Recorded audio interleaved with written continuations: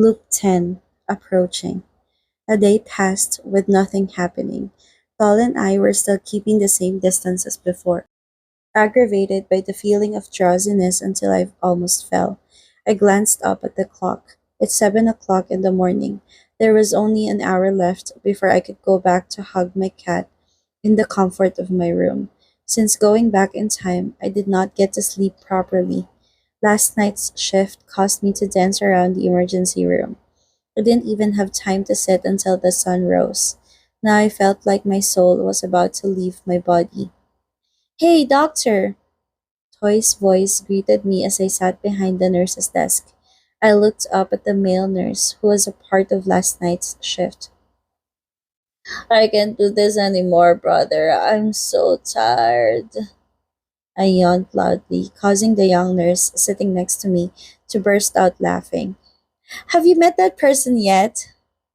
Toy dragged a chair and sat down next to me. His eyes were filled with interest. I turned left and right to see if anyone was eavesdropping before turning around and whispering to Toy. Yes. Toy smiled widely. How was it? He's talking to a woman. I shook my head in frustration. He is straight, so it's normal that he talks to women. How will I get close to him? I can't figure it out. Toy laughed a little. I won't discourage you this time, but we have to figure out something that makes you better compared to that woman. Then Toy started to put on a girly accent and gesture. He seemed very willing to give me advice. I know that you probably aren't a person who walks in and slaps the girl before saying, this man is yours, right? We have to be more beautiful. We have to be better, Dr. Tin. You dressed up and set your hair well. You're doing great. Later, you have to do what girl can't do. You're a doctor, right? You have money, so use it to buy expensive and cool things for him. Go pick him up and drive him to his home. Touch him here and there. You're both men, so you won't mind. When the opportunity arises. Ooh, wait a minute. I hurriedly stopped Toy before he went any further. I think I will go to jail if I do that. Toy's eyes went wide. Did you flirt with a child under 18?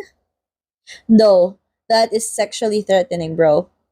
I started to feel a headache. There is a lot more than that, Toy. My family and his family knew each other. It makes me worried I might not be able to do much. Who said that?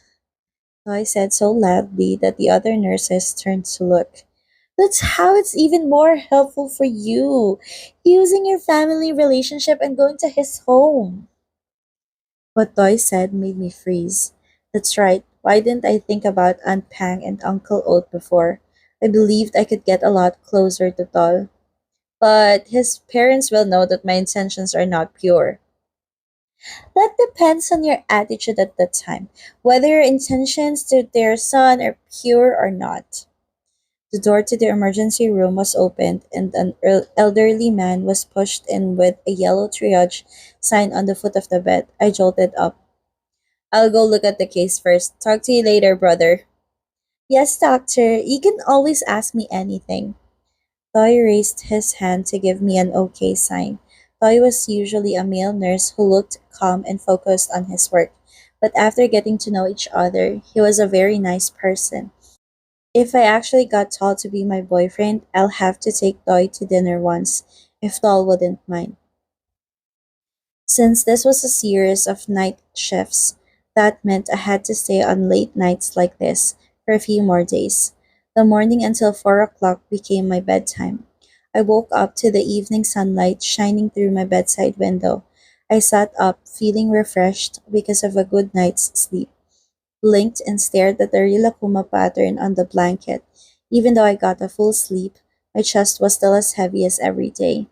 It was normal that I would be worried about whether I was going to succeed this time. And every time I failed, even though I looked fine, in my heart it hurt a lot. I did not want to feel that way anymore. I sprang out of bed and poured the cat food into the cat bowl. Today, I decided to open a can of tuna for Zebra, hoping my cat would be in a good mood. In any case, it might bring me some luck because today I was going to pay a visit to Tall's parents at their home.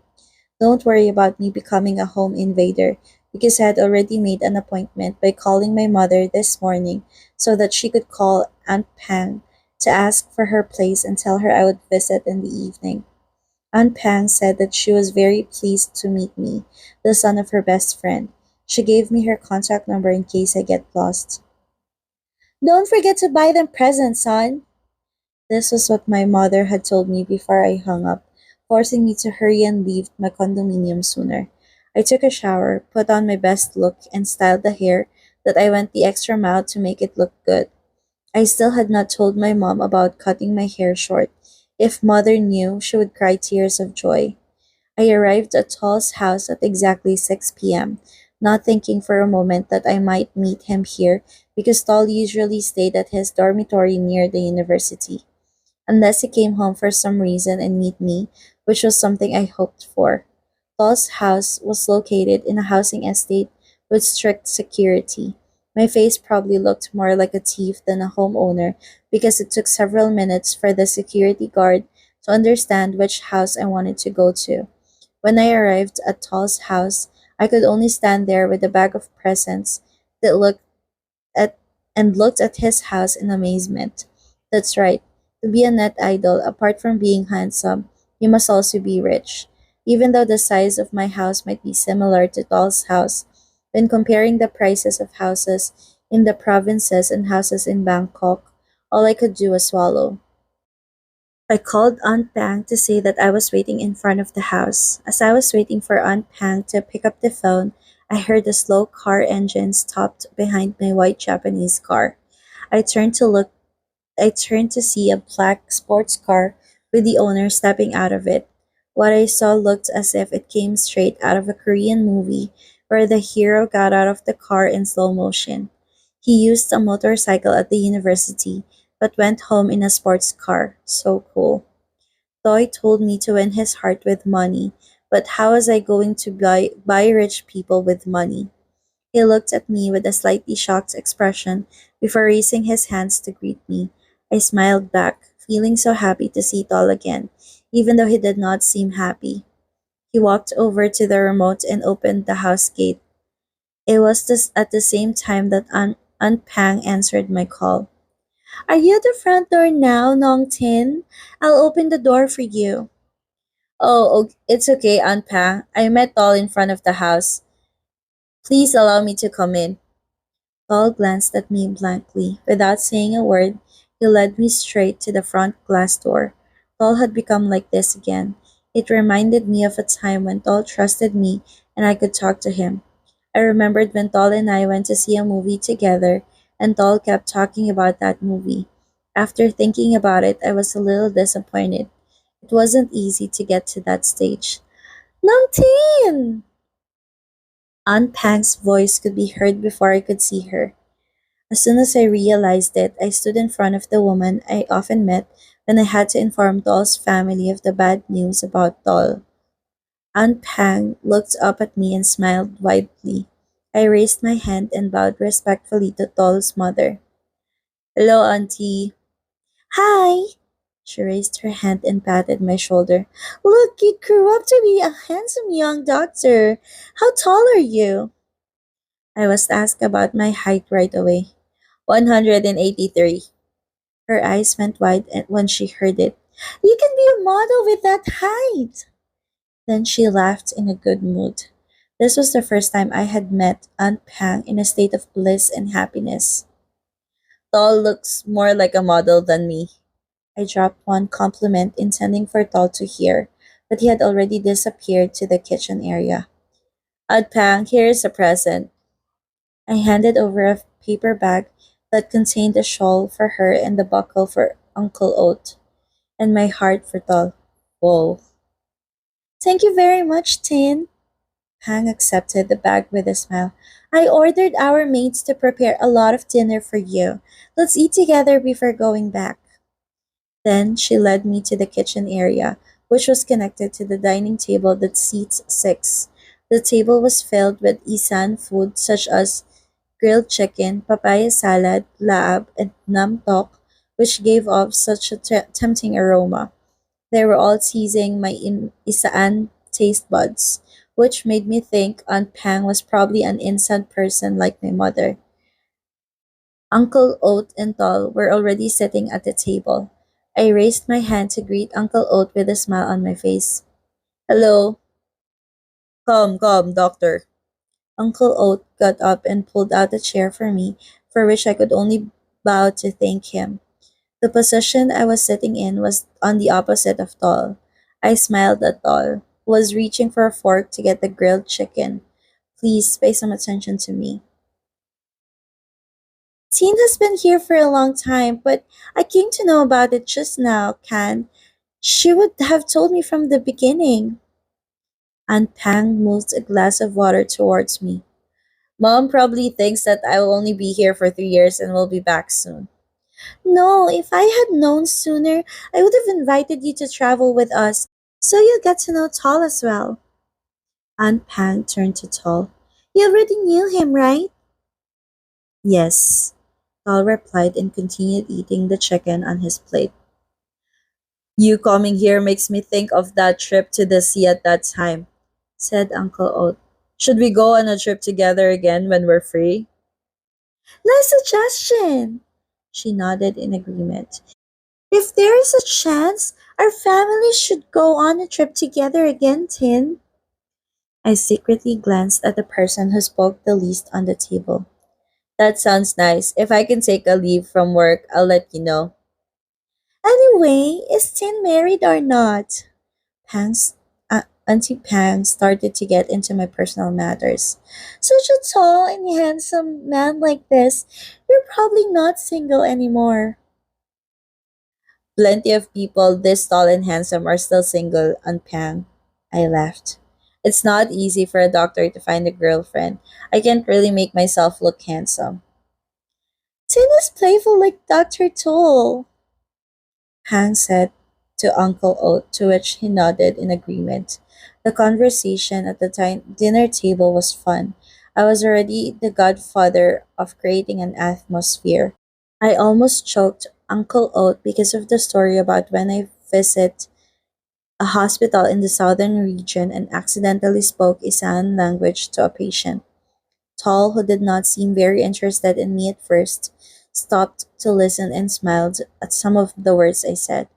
After having a full meal, Tall still sat in the same place to honor the guests. No matter how many times I was still impressed by this aspect of Tall. Aunt Ang asked me lots of questions as Uncle Oat began to open bottles of some beverages and pour me a glass of wine. We talked until it was 8 p.m. before I had to excuse myself because I felt pity for Tall, who had to sit still, listening to me and Aunt Pang talk. We have to meet again, Tin. Aunt Pang held my hand with her two hands.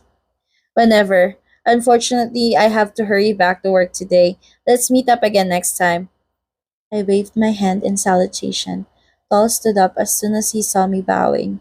I said goodbye to Uncle Oat one more time before walking towards the door, along with Tall, who followed me as if he wanted something. At first, I thought that Tall was just sending me off as a good host should do. When I thought of that, my heart started pounding fast. Was he interested in me now? Seeing an opportunity like this, I had to hurry and seize it. When Tal and I were alone in the parking lot, I turned to face him, causing him to stop his footsteps. You're doing all right? Tal nodded. I'm fine. Your voice sounded slightly nasal. Do you have a cold? Tal was slightly stunned. Well, it's the flu, but I'm getting better. Is that so? I told myself to continue the conversation. Just keep talking. So, you usually sleep at your dormitory? Tal nodded. Yes, I usually stay at the dormitory, but today my mom called me to come to eat at home. It seemed like this was a special event for me. Really? So, are there any other symptoms? No. Tal sniffed a little. If there is anything you want to ask me, you can ask me anytime. And about the flu? Go check it out at the hospital. There's an influenza epidemic during this time. I'm worried about you. I tried to give him a trusting smile. Or if you feel more tired than usual or whatever, you can come to me in the emergency room. I'll help check it. Yes, Doll didn't seem too shaken by my flirtatious words. So I will go home now. I felt to feel that if I kept the conversation longer, it would make him uncomfortable. For today, it was a wonderful start. I raised my hand to wave him goodbye and turned around. What happened next was Doll kept following me. I hurriedly turned to look at him with excitement. I must have said something that made him want to know more about his own symptoms. Is there anything you want to ask me? He looked at me calmly. No. He raised his hand and pointed to his car parked outside. Just that your car was blocking the door, so I couldn't drive my car in. I'm waiting to bring the car in. At the end of Tall's sentence, I just stood still, like I was frozen. I could only swear loudly in my heart. Ugh. End of loop 10 approaching.